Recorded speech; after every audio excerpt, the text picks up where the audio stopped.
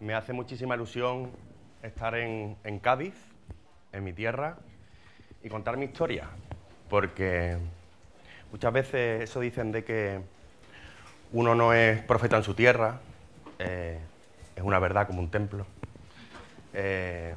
pero también yo debo decir que no puedo dar ningún mensaje negativo. Todo lo que voy a contar hoy es positivo. Creo que lo negativo queda en el alma del ser humano, en lo que uno hace. Me gustaría empezar este ratito con ustedes contando que todo lo que viene en mi vida parte gracias a mi padre, una persona que me dio, yo creo que lo más importante de mi vida, que ha sido la humildad. La humildad para trabajar y que pase lo que pase en tu vida. La palabra éxito es una palabra muy compleja, ¿no? ¿Qué es el éxito, no? Para mí el éxito es vivir en Cádiz, no haberme movido de mi tierra para reivindicar que desde el sur se puede investigar, innovar y crear una nueva forma de mirar al mar. Soy cocinero, me dedico a la restauración y toda mi pasión viene desde pequeño. Cocinando el pescado de pequeño con mi padre me hice cocinero. Cocinando el mar me hice cocinero. Hay mucha gente que sus padres eran cocineros, su madre cocinero. No, mis padres no tienen nada que ver con mi profesión, pero quizás sí mi padre me dio lo que más hoy día más me ha hecho evolucionar, que es amar al mar por encima de todas las cosas, ¿no? Reconozco que es una simbiosis, incluso una obsesión que nada más que puede ser buena. Y por empezar, contaros que después de muchos años contracorriente, en contra del sistema, en contra del lugar, en contra de todo, he conseguido llevar adelante una tripulación en un barco llamado A Poniente, donde contamos una historia inédita, donde intentamos mirar al mar no reivindicando lo que ya se vende, sino lo que no se vende, que todavía es más complicado. Yo sí tenía claro, después de embarcarme tantos años en muchísimos barcos, tenía muy claro que todo ese pescado que se tira por la borda lo tenía que cocinar. No voy a entrar en de quién es culpa, si de los políticos, si de los armadores, de los pescadores, a mí me da igual. No busco culpables, busco soluciones. Mi solución, si se va a tirar al mar, debo cocinarlo. Si quiero al mar, debo de aceptarlo. Si quiero al mar, debo de escucharlo. Y escuchándolo durante muchos años me di cuenta que yo tenía una misión, que era poner de moda los innombrables, los incansables, los que no tienen nombre, ¿no? ¿Cómo empezamos? Pues mira, empezamos haciendo híbridos, mezclando especies, por medio de un colágeno, el cual nos hacía inventarnos los nombres en A Poniente. Nos inventamos nombres de pescado para que la gente consumiese otros pescados. Aquello no funcionó. Y tuve la suerte años más tarde de encontrarme un pescado que tenía muy mala fama, se llamaba lisa o mujol. La única desgracia que tiene este pescado es que es un pescado filtrador, que Dios le dijo, filtra al mar, y la desgracia que el mar que filtra malo, lo jodemos los hombres. Si este pescado te lo llevas a un sitio donde las aguas sean buenas, se convierte en uno de los pescados más interesantes que he conocido a lo largo de mi vida. Un filtrador del mar, un filtrador de vida, un filtrador de cosas muy buenas. Descubrimos que tenía una grasa tremenda, y gracias a esa grasa inventamos cómo hacer que la sociedad coma este pescado. Hicimos chorizo, salchichón, caña de lomo, morcón, butifarra, sobrasada. Hicimos toda la matanza del cerdo ibérico, enfocada a la matanza de un pescado, con idea de que la sociedad empezara a admitir ese pescado. Para acompañar a esos embutidos se nos ocurrió hacer un pan de camarones con lechuga de mar, para acompañar a esos embutidos marinos, y ya teníamos una forma de decir bienvenido a Poniente, bienvenido a un viaje inolvidable en su vida, y bienvenido a una forma diferente de escuchar el mar. A partir de aquí hicimos muchas cosas, muchas locuras maravillosas, como introducir la lula, que es una especie de puntillita, y la convertimos en un pimiento del piquillo. La infusionamos en un pigmento, lo rellenamos de pescado de descarte y lo hacemos sobre un jugo de coñeta, reivindicando también así productos autóctonos. También hicimos zanahorias, inventando zanahorias bajo el mar, y en verdad era un calamar. Y hicimos una reflexión después de los embutidos. Vimos que la gente, al fin y al cabo, el ser humano, lo que quiere es conocimiento. Nos da desconfianza al mar, porque no lo conocemos. Y nos pegamos a la tierra, que es lo que nos da seguridad. Y hicimos una cosa, si el cerdo funcionó con los embutidos, ¿por qué no cocinamos diferentes formas del cerdo, pero con pescado de descarte?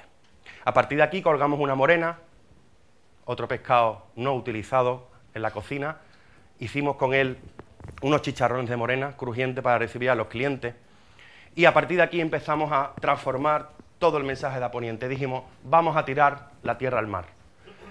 Vamos a coger lo que la gente no conoce, lo que la sociedad le da miedo, y se lo vamos a representar en forma de cosas que conocen. Así ya no les importará que estos pescados no tengan nombre. Y es lo que hicimos. Cogimos la piel de diferentes túnidos y la aprovechamos como si fuesen unos callos, metiéndole el colágeno de una raya para hacer unos callos marinos. También se nos ocurrió hacer un bacon marino hecho con pulpo. Incluso hicimos unas manitas de cerdo, que en verdad era la piel de una raya, con 3 partes de la cabeza del atún de almadraba, que es lo que nos dejan los japoneses. También se nos ocurrió, dentro de la matanza del cerdo ibérico, ver y estudiar las posibilidades de la sangre del pescado.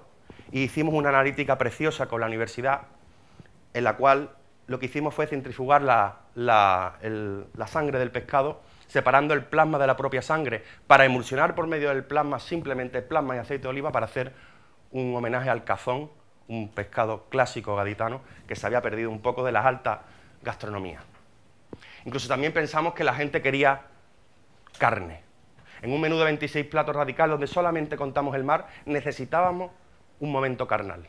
Porque la gente de Aponiente, cuando se iban, decían, no he comido carne. Y nos tuvimos que reinventar y darle el momento carnal a la gente.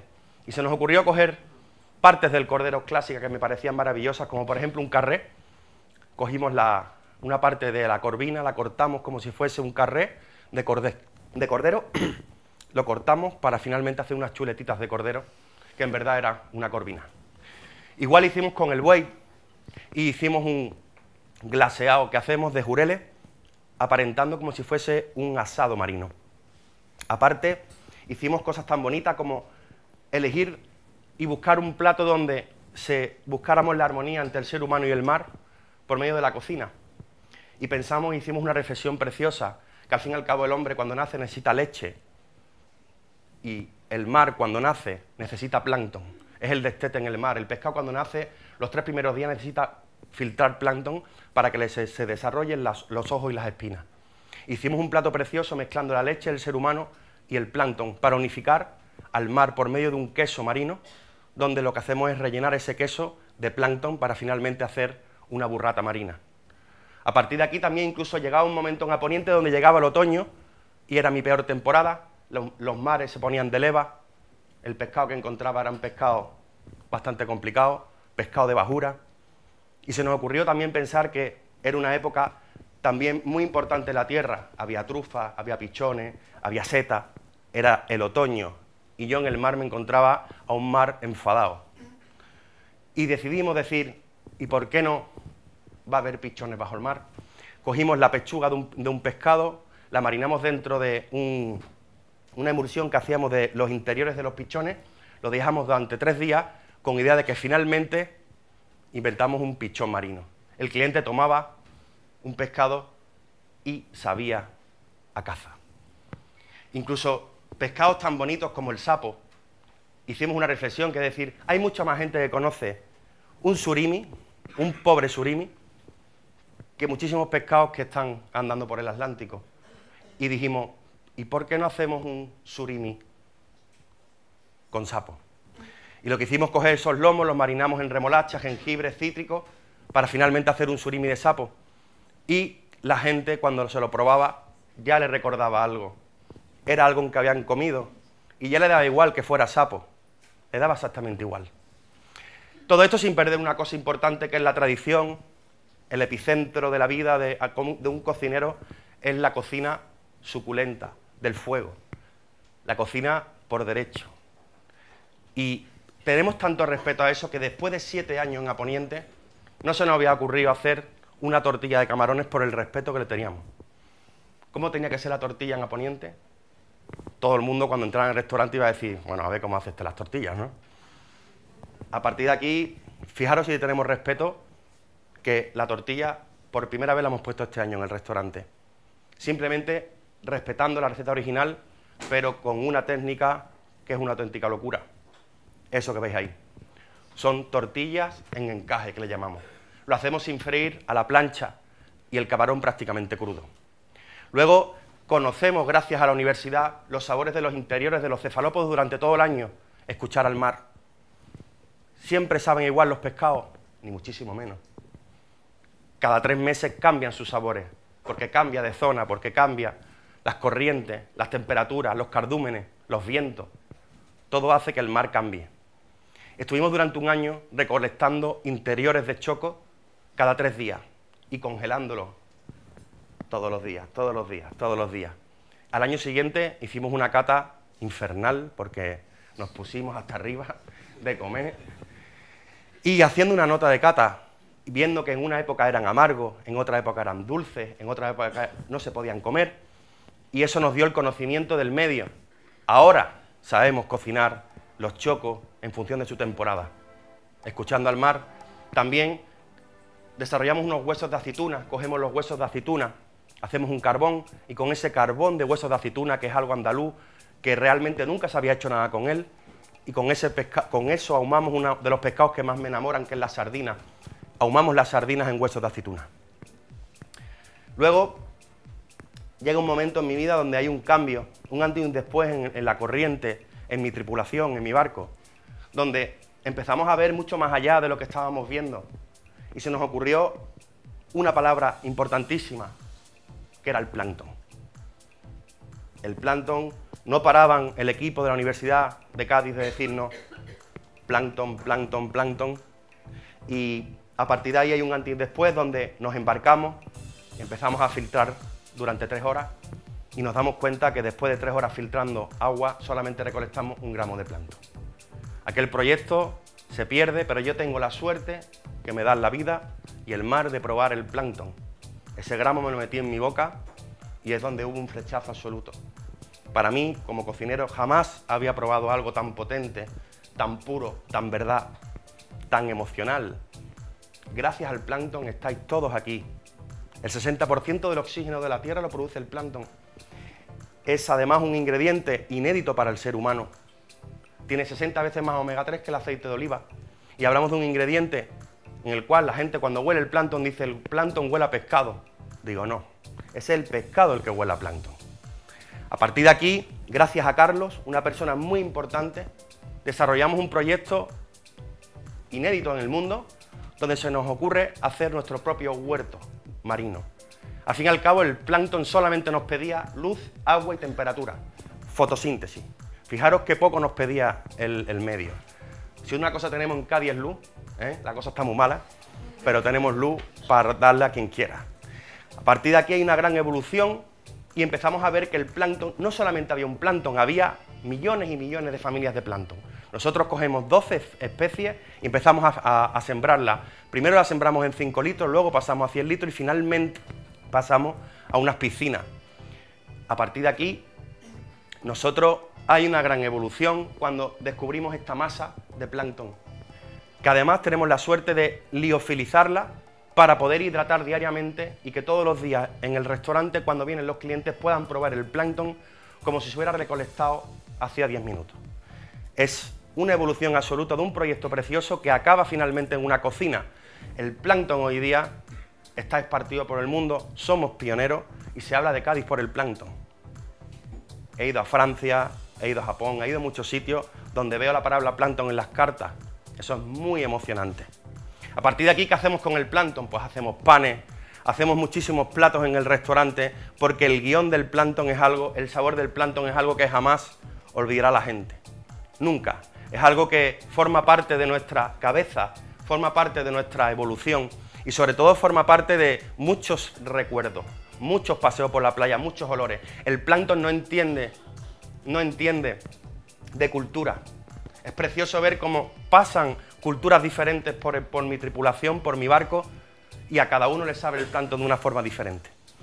Gracias al plancton desarrollamos una máquina que se llama Clarimax, con la cual clarificamos los caldos y extraemos el 99% de la grasa. Gracias a las algas diatomeas, es una alga más que forma parte del plancton que descubrimos ya hace casi 12 años. Y claro, siempre que pensamos el mar, Pensamos en salado, pensamos en sal, pensamos en salitre. Pues no. Hace 2 años hicimos una cosa preciosa en A Poniente, que era que pensar que en el mar también había azúcar. Y eso es lo que hicimos. Estuvimos estudiando con la universidad un proyecto precioso donde descubrimos un tipo de plancton que tenía un 50% de polisacáridos azúcares para finalmente conseguir una cosa maravillosa que es tener el primer azúcar 100% de origen marino para completar una obra en A Poniente. Porque cuando llegaba el postre hacíamos trampa. Todo era marino, pero cuando llegaba el postre utilizábamos azúcares, ¿no? Gracias a ese momento donde yo vi esa partícula que veis ahí, hemos hecho un postre exactamente igual como la primera vez que vimos aquella molécula de plancton, ¿no? Los azúcares se han convertido en algo importante, en un menú de 26 platos donde uno también puede conocer el desconocido sabor dulce del mar. Y claro, todo eso tiene que haber un punto de inflexión entre la cordura y el empresario, entre el cocinero y el empresario.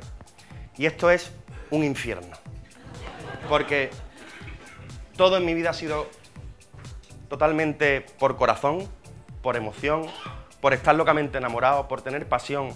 Nunca he mirado atrás sabiendo si me hubiera ido aquí, si me hubiera ido allá. Siempre me pegué al lugar y dije, desde aquí necesito retransmitir. Al día de hoy, la verdad, que nos sentimos súper felices de tener un proyecto único en el mundo, desde mi tierra, desde donde creo que se pueden conseguir muchísimas cosas y, por supuesto, seguir sorprendiendo. Una de las cosas que más me sorprende del mar y lo que me ha sorprendido últimamente es la luz. Siempre que salía por las noches a navegar y veía los cardúmenes de plancton brillando en medio del mar, siempre tenía un sueño en mi cabeza. Algún día llevaré esa luz a un plato. Es uno de los últimos proyectos que hemos hecho con la universidad y que la verdad es un momento de magia, es un momento precioso, porque tragar luz del mar sin utilizar la química en el siglo XXI nos hace reflexionar para todos aquellos que dicen está todo inventado. Yo me meto en mi micromundo, me meto en mi tripulación y me creo esto que estáis viendo. Esto es lo que me salva y lo que me hace también darme a conocer, por lo tanto puedo decir que soy una persona afortunada. Esto fue un señor que se llamaba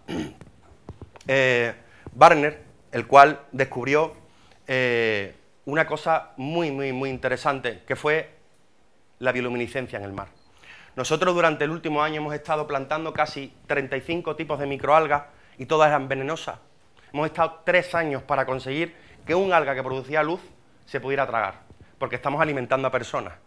Entonces, bueno, yo lo único que os voy a decir, si es posible, que apaguéis las luces. Os lo he traído en esta maleta, pero bueno, yo quiero que entendáis lo que estamos haciendo. No se va a ver como yo quisiera, pero quiero que entendáis que aquí tenemos sembradas estas microalgas y que esta es la luz que tragan los clientes. Si no me hacéis esos flashes, no, por favor. Si no, no vais a ver nada. ¿Vale? Esta es la luz que actualmente... ya podéis darle a la esa.